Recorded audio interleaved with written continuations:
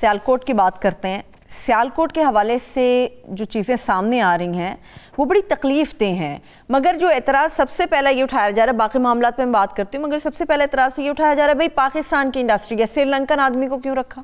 अब पहला एतराज़ सबसे बड़ा के सामने आ गया।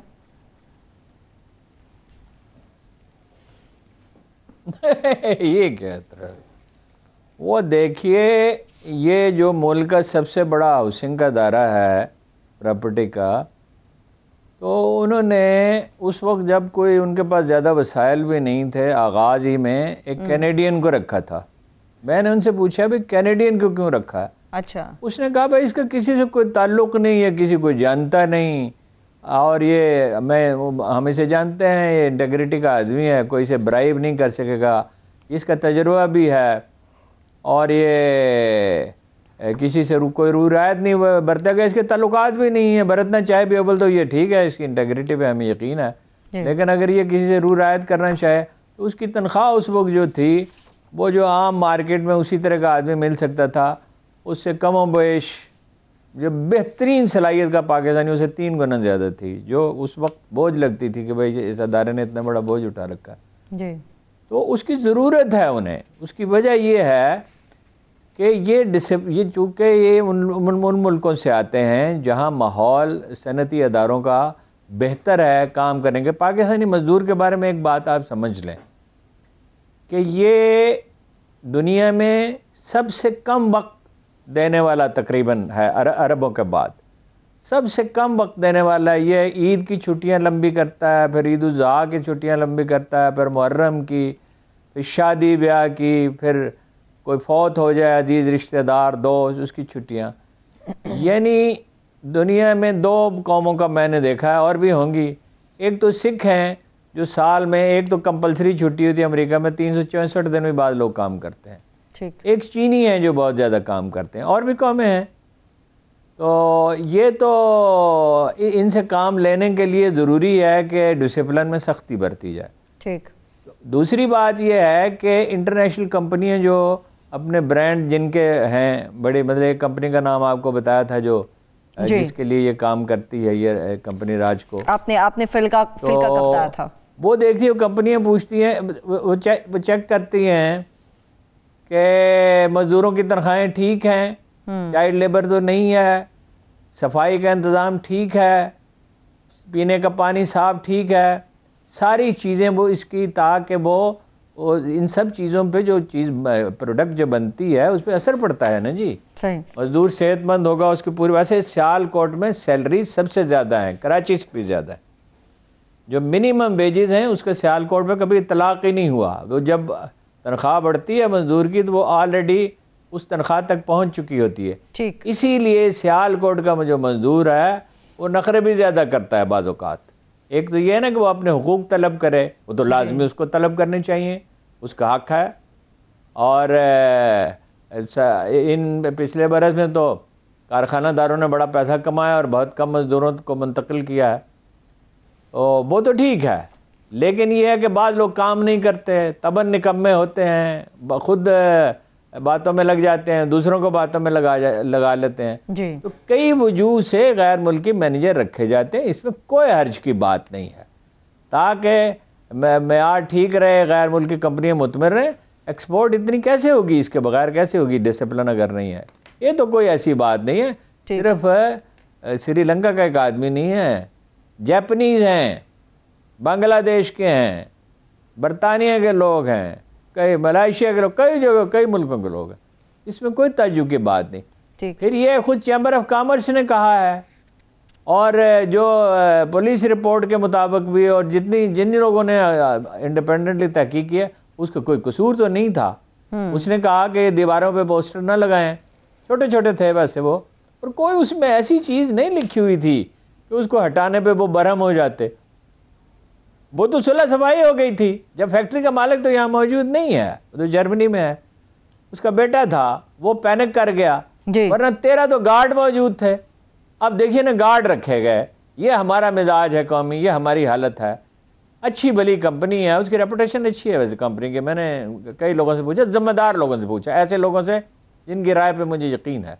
और मैं आपको पता है सियालकोट बहुत आता जाता हूँ, तो वो अपना तेरा गार्ड है, वो तेरा गार्ड अगर घेरा डाल लें तो कैसे हो सकता था कि उसको कोई नुकसान पहुंचे? वो भाग गए, नहीं किया। ये कैसे गार्ड रखे हुए हैं भाई? ये सारी फैक्ट्रियों को, सियालकोट में भी और बाकी जगह पे भी, जो कराची में इतना बड़ा सान्या हुआ था, अगर गार्ड ठीक हो और सारा बंदोबस्त, ये भी देखती हैं बाहर की कंपनियां कि ये बंदोबस्त है कि खुदा न खास्ता आग लग जाए तो फिर क्या होगा, बंदोबस्त क्या होगा। हमारे यहाँ तो लोग लापरवाह हैं, लापरवाही की वजह से तो इस हाल को हम पहुंचे हैं। सही, जरूरी तकाजे तो हम नहीं समझते चीजों के। ठीक। वैसे सियालकोट का एंटरप्रेन्योर बहुत अच्छा है, इसमें कोई शुबा नहीं। उसने सड़कें बनाई हैं, उसने एयरपोर्ट बनाया है, उसने एयरलाइन बनाई है, लेकिन तेरा गार्ड हो और एक आदमी को, वो गार्ड हैं, उनके पास असला है, वो हवाई फायर कर सकते थे और एक आदमी की एड़ी में भी गोली मार देते तो क्या था? अगर मजबूरी होती, अगर मजबूरी डिफेंस के लिए जरूरी होता है, बिला वजह तो किसी को खराश भी नहीं आनी चाहिए, बिला वजह तो शाउट भी नहीं करना चाहिए। तो इतने बड़े साने से देखिए ये कितना बड़ा साना है। मैं ईमानदारी से ये कहता हूं कि एपीएस जितना बड़ा साना है, उसमें आप कहेंगे कि उसमें तो सैकड़ों बच्चे मारे गए मासूम, उस पर तो दिल दुखता है। आज तक हम उसको रो रहे हैं और रोना चाहिए और हमेशा हमें उसका सदमा रहेगा। कभी ये जख्म हमारा मुंदमिल तो नहीं हो सकता, ना हम उन लोगों को कभी माफ कर सकते हैं।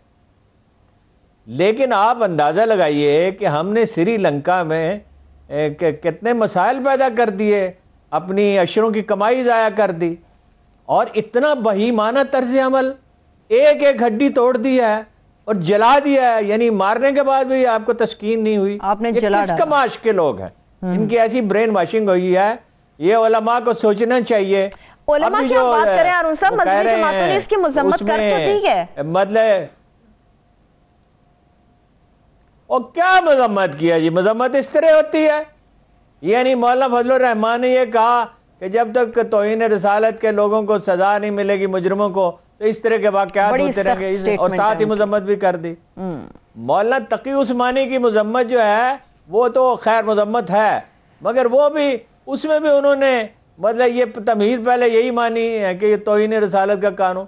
ओ भाई कहाँ उसने तौहीन रिसालत किया? अल्लाह के बंदो, क़यामत के दिन अल्लाह को जाके जवाब देना है या इनके अपने पैरोकारों को जवाब देना है जी। कोई सही मानों में मजम्मत नहीं किया। और मौलाना फजलुर रहमान पे तो अफसोस है, मतलब ये हमारा कोई राय उनके बारे में अच्छी पहले भी नहीं थी, मगर ये तो इतना अफसोसनाक बयान उन्होंने दिया। ऐसे वाकयात होते रहेंगे, यानी कमाल है, इंसान बेगुनाह इंसान कत्ल होते रहेंगे। हारून साहब एहसन इकबाल साहब को अप्रिशिएट करना चाहिए, उन्होंने मौलाना साहब को फौरन जवाब दिया है। कत्ल जो है कुरान करीम कहता है, गुजारे ये है, एक आदमी का कत्ल तमाम बनी नौ इंसान के कत्ल के मुतरादिफ है।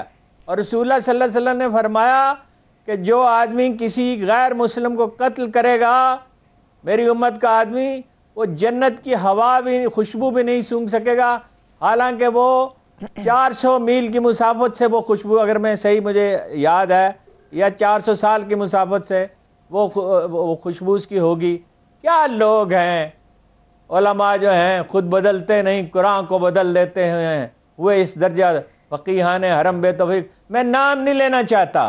यहाँ इस्लामाबाद में एक आदमी पकड़ा गया तो एक मशहूर आलम दीन ने उसने धमकी दी उसको, आईजी को, अच्छा। अगर तुमने उसके साथ बदसलूकी की, हालांकि बदसलूकी की कोई बात ही नहीं थी, इन्वेस्टिगेशन हो रही थी और पुलिस अफसर नहायत डिसेंट था, उसकी बड़ी साख थी।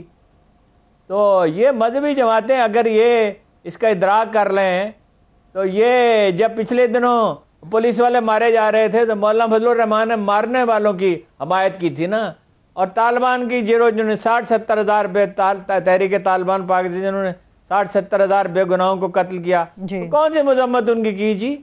कौन सी तहरीक चलाई? जब इनको खुद अपना एजेंडा होता है तो कैसी तहरीकें चलाते हैं ये? दरुस्त। और ये जब अभी पुलिस वाले कत्ल हुए, इस पे किसको अफसोस हुआ? वो इंसान नहीं थे, उनकी माँ, वो किसी माँ के फर्जंद नहीं थे, वो किसी बीवी का सुहाग नहीं थे, वो किसी बच्चों का बाप नहीं था, वो कोई उसकी बहनें नहीं थी, माएँ नहीं थी। किसने मदम्मत की है उनकी? लेकिन और उसका नतीजा आप देख रहे हैं कि पुलिस के मोराल पे क्या असर हुआ है।